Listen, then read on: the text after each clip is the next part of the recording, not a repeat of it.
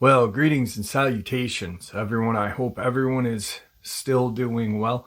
I got one heck of a horrifying bonus to share with you, but before we get into it, a couple links. As you all know, I rely on Patreon, PayPal channel membership, and the merch to help the channel to continue to grow and go. Links to Patreon, PayPal, and channel membership is in the description below. The merch displayed directly under the video. Also, Dogman Frightening Encounters, Volume 1 through 3, the audiobook versions. They were written and researched by Tom Lyons, narrated and produced by me, Jeff Nadolny. Those audiobooks are available on Audible, Amazon, and iTunes, links to which are also in the description as well. And finally, last but definitely not least, if you'd really like to help support this channel to continue to grow and go, simply subscribe. It does not cost a cent. Click that like button, takes half a second. If you don't want to miss out on any of the informative uploads I put out daily, click that bell icon, and folks, please leave a comment. Why? Well, because all these things, they really do help this channel to continue to grow and go, and yes, folks, they do matter. Now, everyone, I have taken far too much of your time. Let's jump into this night-ending bonus, shall we? Today's first encounter. I was just 12 years old when I had an encounter with a beast we know as the Dogman. It's certainly something that I will never forget. I was born and raised in a small village in Illinois called Fox Lake. If you've ever visited there, you will know there is not a whole lot going on there. It's a lot of forest preserve around a sizable lake, a few restaurants here and there. That's about it. Undoubtedly, there is plenty of land for any animal to hide, even a large cryptid. One of my childhood friends and I went through a phase where we would search for sturdy branches, then carve them into quality spears. We had a lot of fun decorating them and comparing the finished products. From the way I remember it, I feel like we had a real knack at the hobby. We probably could have sold things somewhere if my mom hadn't thrown them out. So, with our spears in hand, we would wander into the woods for hours on end. At one point, we came across this huge property that was in the middle of nowhere. We went there many times, and even though there was usually a car parked in the driveway, it always felt like nobody was ever there. However, there were always these two German shepherds that were put there to look after the place. Also, the upkeep of the property was excellent, so there had to have been people regularly taking care of it. We never stepped foot within the wooden fence that enclosed the enormous lawn, mainly because I think we were intimidated by the watchdogs. But I remember thinking how I would have loved to have strolled around the property, as the place looked like one of those stunning estates straight out of a movie. So there was this one time where we walked over to the property, our newest spears in hand. Looking back at it, we were pretty weird. Those handmade weapons gave us irrational confidence, and I feel as though we were almost hoping for a confrontation with aggressive animals so that we could prove to ourselves that we could survive an attack. As we made it to the fence of the property, we noticed there was a herd of deer grazing near a corner of the massive lawn. They must have only recently arrived there, because it wasn't long after that one of the dogs came barking and sprinting from one side of the house. Soon the second dog was right behind the first as they both rushed toward the grazing deer. What happened next was something like out of a horror movie. As the deer fled into a section of the woods, my friend and I were stunned as this muscular creature on two legs tackled one of the deer out of the air right as it was leaping over the fence. This made the German shepherds go absolutely berserk. While this unknown creature killed its prey, the dogs ran wide circles around it, barking and growling with sheer ferocity in an attempt to force it away from the property. Even though we were shocked and utterly terrified by the random appearance of this creature, we were far enough away to watch for at least a little bit longer. Something that we both agreed was so strange how much the color of this creature's fur matched that of the German Shepherd's. I'm sure it was nothing more than coincidence, but what are the chances of that? I'm going to jump ahead for a moment, but it was a few years later then my same friend informed me of entities known as skinwalkers. I guess he had watched some special on them or something, and it persuaded him into suspecting that's what we had spotted that day. It was his theory that skinwalkers will sometimes morph in a way that helps them blend in with the atmosphere, as a way to fly under the radar of unsuspecting victims or prey. It sounds a bit insane to me, but then again, the sight of the creature made nearly anything possible as far as I was concerned. Now, getting back to the encounter itself, we continued to watch as this muscular beast tore a few chunks of meat from the deer and stuffed them in its mouth. The German Shepherds were still hysterical, desperate for the thing to go away. It had still only been maybe 20 to 30 seconds since the creature appeared when we noticed an individual walking around the house to get a view of the commotion. He hadn't noticed us, so we continued to watch. I remember he was a white guy and was balding at the top of his head. He wore denim pants and a white t-shirt. We were too far away to see any further details of what he looked like.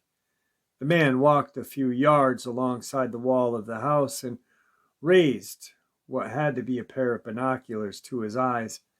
I have no way of knowing this, but the way he stood his ground gave me the feeling that he had seen this mysterious creature before.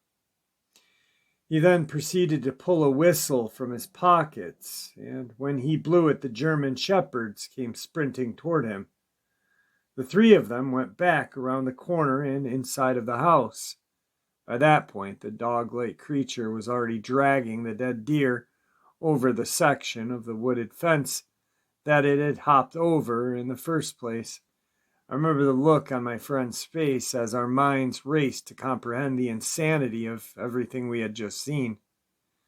Since the creature had now disappeared into the woods, and we couldn't know where it had went, we decided it was wise to get the heck out of there and head for home.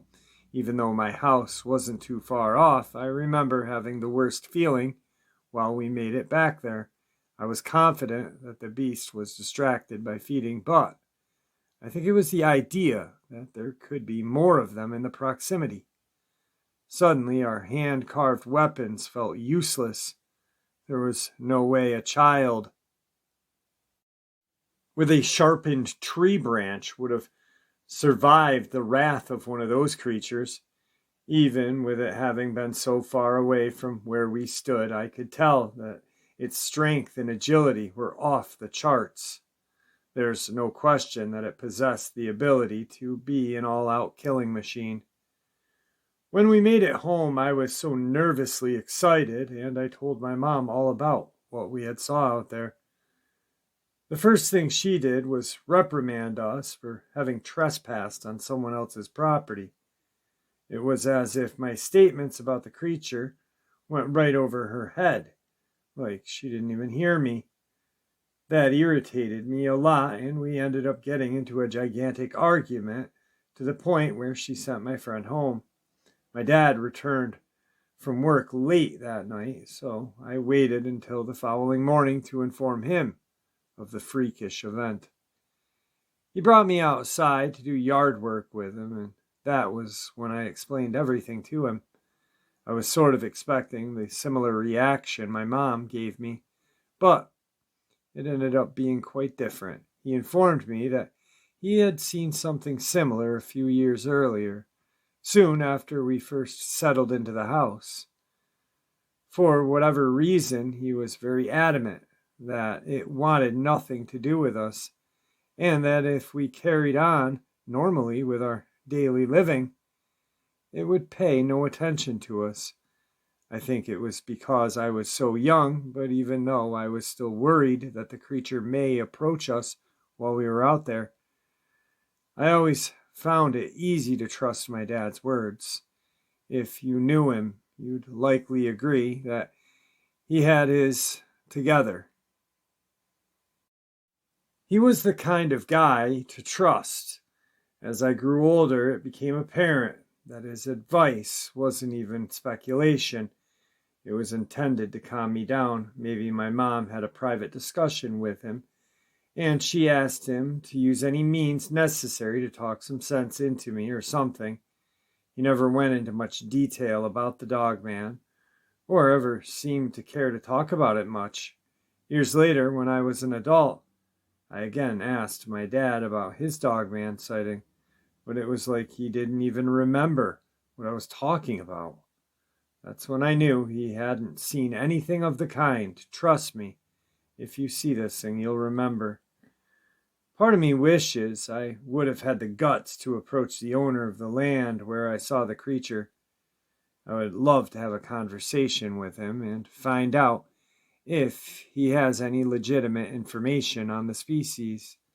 I looked into the ownership soon before submitting this, and I learned that the property had been sold multiple times since I lived near there. As far as I know, there is no efficient way to find the identities of the owners from the past. Even if there was, how would I go about explaining why I had reached out to them? Although I stopped going outside as much as I used to after the startling event at the mansion's property, it's weird to think how we all continued to live around that creature for years and never saw or heard anything. It's somewhat comforting to know that it never pursued any of us. For whatever reason, the Dogman are equipped to shred us to pieces, but perhaps they don't have much interest in that. On any account, I hope I never come across one again. That came from Volume 3, Dogman Frightening Encounters. Today's second encounter. Hello there, my name is M, and I thought for the longest time that I had encountered an oversized baboon. It was years later that I learned about the mysterious Dogman species. There's something so deeply ominous about them. I've read that Sasquatch present comparable energy, but I've never seen one, so I'm not able to compare. I am now 59 years young, and my experience occurred back in 1986 in Oshkosh, Wisconsin. Oddly enough, it happened less than a week before Halloween of that year, so naturally some tried to convince me that I saw someone in a werewolf costume. I suppose that would be possible for someone who suffers from drug-induced hallucinations, but I've been sober almost my entire life. I've never been into experimenting with substances, and have always had a crystal clear mind. Sure, I sip on wine every once in a while, but intelligent people know that cannot trigger hallucinations. I had recently broken up with a boy that I was very in love with and needed some time to myself to embrace my emotions. I'd been walking around in nature almost every day during the month that it happened, and it was when I was at a nearby forest preserve that I stumbled upon the rare animal. It was while I was walking uphill, and I spotted the animal sitting on top of a large boulder. Something that has always amazed me is how it was clear that I was aware of it before it was aware of me. I know this because I'll never forget how its head perked up and its eyes widened as it heard my semi-slip on a few pebbles. I then watched as its mouth slowly opened and formed what looked like a menacing smile. The smile was a lot like how the Joker smiles, only had sharp teeth. There was something about the way it looked at me that made me believe I was moments away from getting torn to pieces. Truthfully, I remember not caring very much. I was so depressed from my breakup that I think I would have been all right dying at that moment. I think that is the only reason I didn't immediately turn and run in the opposite direction. Its fur was a very dark brown color and had a tint of gold. However, the gold tint could have been caused by bits of sunlight that pierced through the trees. Its ears and snout were black. I've read all the reports that describe the shape of the head to be a lot like a coyote's, but I thought it looked a lot more like a baboon. I think that one of the other reasons I thought it was an ape of some kind was because I could make out a set of hands and feet, as opposed to paws and claws. I once told one of my friends, who has Native American roots, and it was his opinion that what I saw was a skinwalker. Honestly, I prefer to not think of it that way, because that seems so much creepier than a dogman. When I think of skinwalkers, I think of witchcraft and magic and all that other stuff. And it makes me feel as though whatever I encountered could still be haunting me. Another creepy aspect of this sighting was the position in which the creature was sitting. Its posture reminded me of how you'd often see children sit, with their knees just below their chin. I can't say exactly why I felt that way, but I am confident that it was an adult. It slowly rose to its feet, and I noticed how the feet were quite long and curved around the boulder, similar to what monkeys do with their feet. It definitely had an extremely strong grip. It stood up for somewhere between 5 to 10 seconds before transitioning to a crouching position. Its legs looked so powerful that I felt it could have leapt all the way over to me with minimal effort. Although it was insanely muscular everywhere, I couldn't help but notice that its belly was protruding. It didn't match the rest of its build, so I think that it had only just finished a large meal.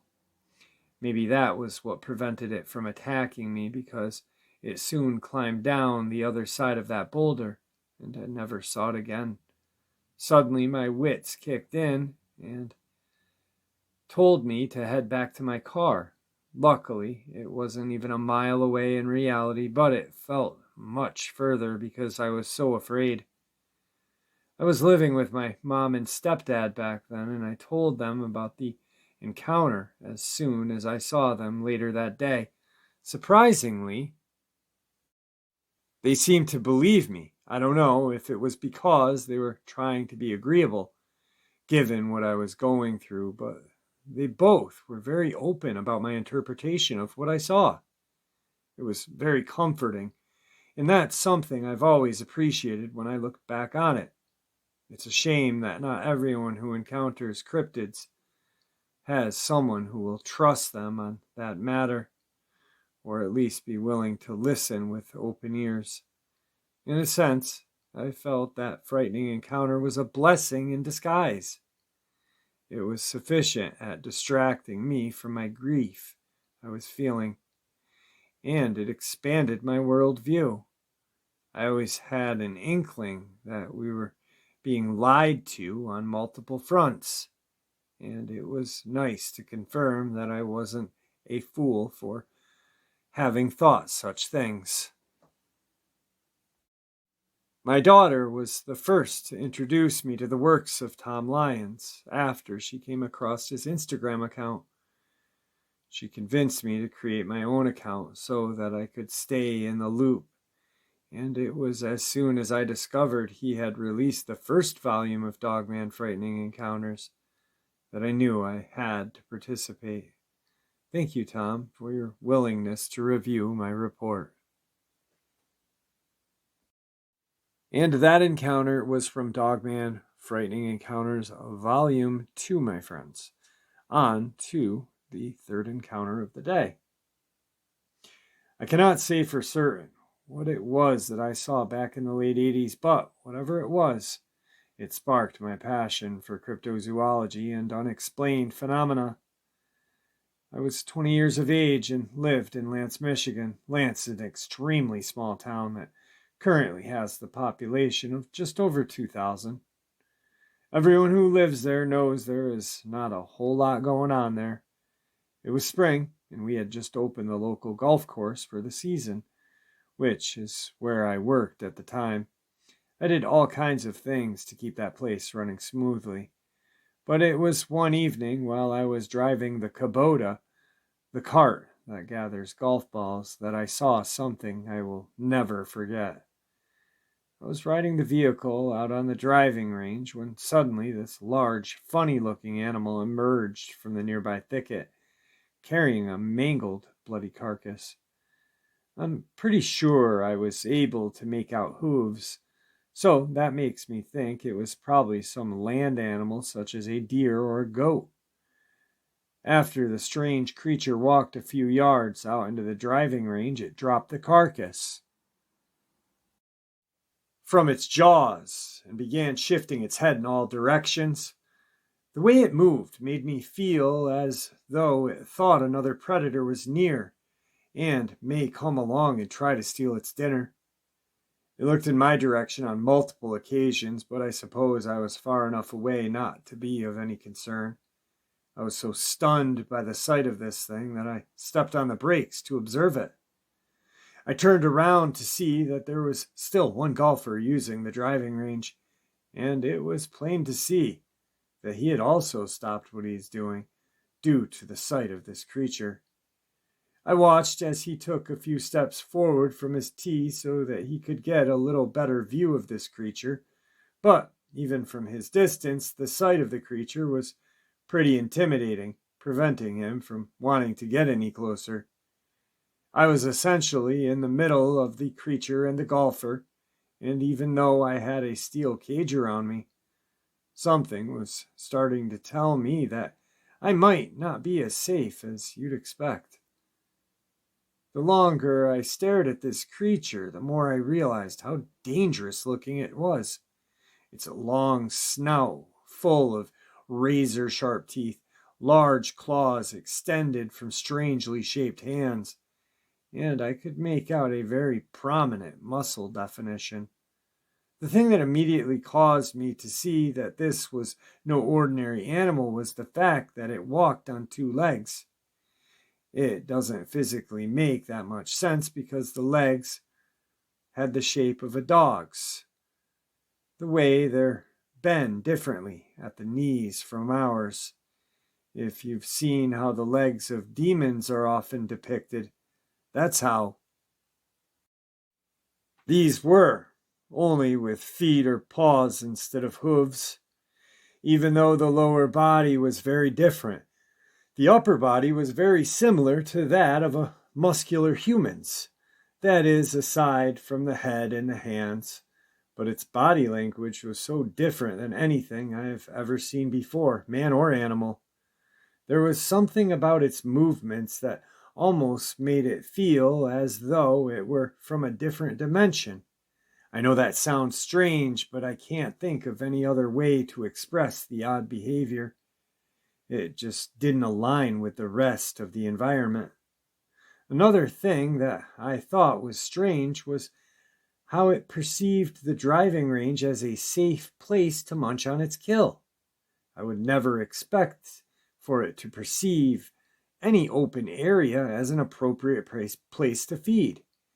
As I sat inside my caged vehicle, I continued to mentally slap myself, trying to come to terms with what I was staring at.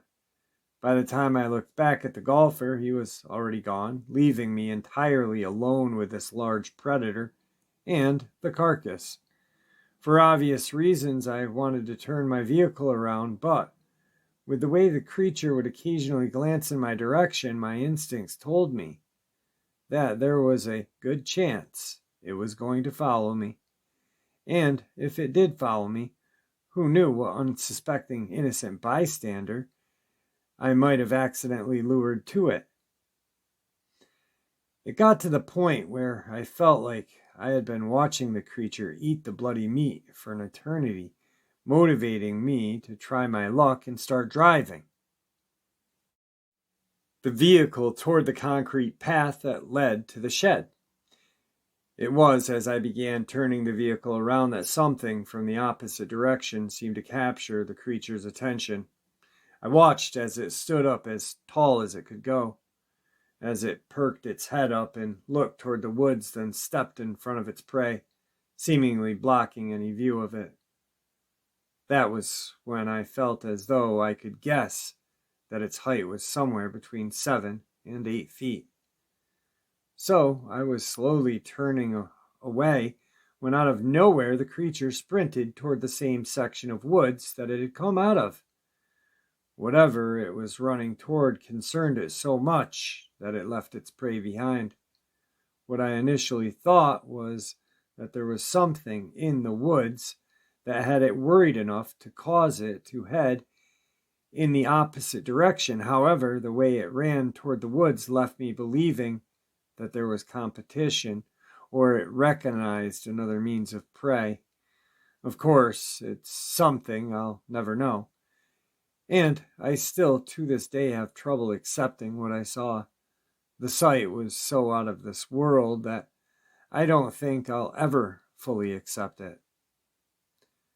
I made it safely back to the garage, parked the vehicle, and went home. I mentioned it to my manager that there was a strange animal out in the driving range, but I didn't get too detailed on the notion that it looked like a monster. All I said was that it looked like some large dog that might be dangerous, so he should consider calling animal control or something. I did return to work the following day, and the mangled carcass was gone. Nobody that I worked with spoke of it, so my theory is that the creature did come back sooner than later to retrieve it. Anyhow, that's the gist of my report. And that, my friends, came from Dogman Frightening Encounters, Volume 1.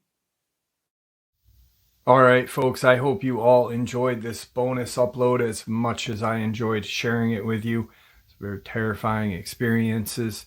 And also, really quick, if you like those experiences, you can get more by checking out Tom Lyons' Dogman Frightening Encounters, Volume 1 through 3, the audiobook versions. The links are in the description below. Also, thank you guys for supporting the channel. Your support is what makes the channel special and what continues to make the channel grow and go. Please, everyone, stay safe, happy, healthy, and ever vigilant, keeping an eye on our children, our pets, our family, and friends. These creatures are real. They are out there. They are dangerous. Share this information with the people you love and care about, and it may just help save their lives someday. Until next time, never stop asking questions and never stop searching for answers.